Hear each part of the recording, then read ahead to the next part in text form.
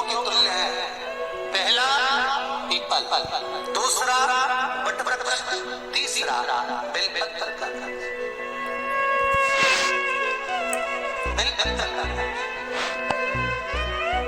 कभी अनायास श्राद्ध पक्ष में आप कुछ भी ना कर पाए, कुछ भी ना कर सकते हो, तो एक पत्ते के ऊपर कोई सा भी पत्ता ले लो, चाहे पान का ले लो, कोई पीपल का ले लो, कोई पत्ते के ऊपर एक पूरी थोड़ा मीठा थोड़ा नमकीन रख कर अपनी कामना कर कर अपने पूर्वजों के लिए इन 3 वृक्ष के नीचे 16 श्राद्ध में किसी भी एक दिन आपको भोजन को रख कर जाए, अपनी कामना कर कर सुख का अनुभव होगा, पितरों की शांति। एक जट्टा और मट्ठा की कथा आपने पहले रही है, वो भी हमारे पेज में डली हुई है, आप उस पे से निकाल कर सुनना।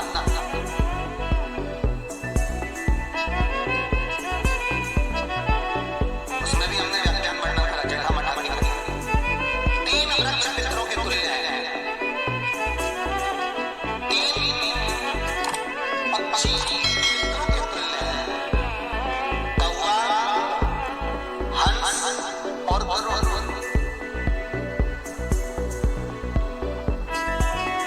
एक कौवा और एक श्वान, कुत्ता। ये 2 ऐसे होते हैं जिनको 20 मिनट पहले, आधे घंटे पहले, 1 दिन पहले, 24 घंटे पहले, 48 घंटे पहले क्या होने वाला होता है, कौवे को और श्वान को भान हो जाता है। क्यों?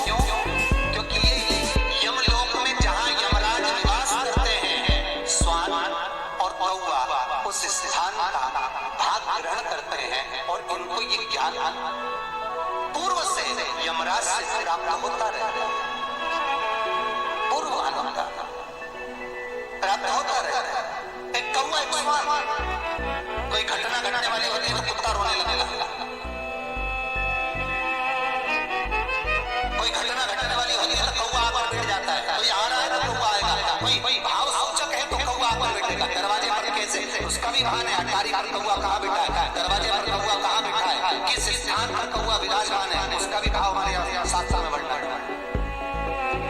3 पक्षी, 3 वृक्ष पितरों के तुल्य हैं, पक्षियों में कौवा, हंस और गरुड़, ये पितरों के तुल्य जो अधोगति में मर जाते हैं, जिनको पिंड नहीं मिलता, तर्पण नहीं होता, ब्राह्मण का भोज नहीं मिल पाता, जो मर जाते हैं, जिनका अंतिम संस्कार तक नहीं होता, जिनकी गति बिगड़ जाती है, ऐसे जीव कौवे के अंश में प्रकट होते हैं, जो पूर्ण फल लेकर जाते हैं।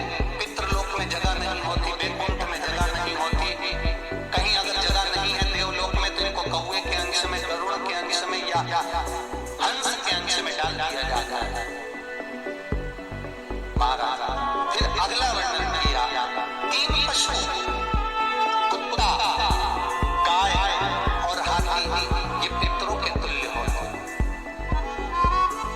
शिव महापुराण की कथा कहती है, अगर श्राद्ध पक्ष में गया नहीं जा सकते तो गाय के मुख में गयासुर ने वर दिया था कि गाय के मुख में अगर कोई गया नहीं आ पाएगा तो गयासुर 16 दिन गाय के मुख में निवास करेगा, और गाय के मुख में श्राद्ध के समय पर अगर कोई रोटी देगा, श्राद्ध के समय पर जो भाग देगा, उसको गया जी में पिंड करने का पुण्य फल प्राप्त होगा। ये गयासुर का वर गौ माता के लिए था। तो गाय के मुख में 16 दिन तक गया चक्र का पिंड का भाग प्राप्त होगा। कुत्ता, गाय और हाथी। श्वान को रोटी क्यों देते हैं? क्योंकि श्वान पितरों को अपना भाग प्रदान कर देता है। श्वान भागता नहीं है, चुकाता नहीं। फिर 3 जलचर है महाराज जो पितरों के तुल्य है, मछली, कछुआ और नाग। पिंड जो बनाया जाता है वो पानी में दिया जाता है, मछली जिसको पाती है वो पितरों को प्राप्त, कछुआ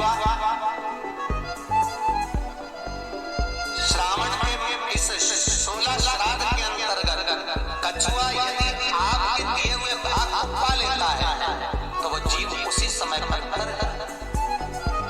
और महाराज अनाथ वो भी पितरों के तुल्य माना। इन तीन पितरों के क्रम का वर्णन किया गया है।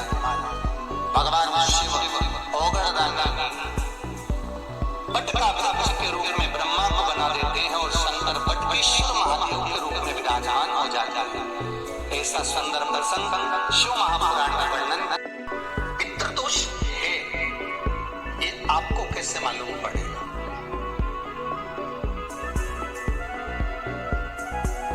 पितृ भूखे हैं इसका तो वर्णन हमने पहले कर दिया कि रात्रि को जब आप सोने के बाद में 1-1.5 घंटे बाद अगर आपकी नींद खुल जाए, 1 घंटा 1.5 घंटा आप सोइए, उसके बाद जो नींद खुली तो 1-1.5 घंटे तक अगर आपको नींद नहीं आ रही है, रात्रि को सोने के बाद में 1 घंटा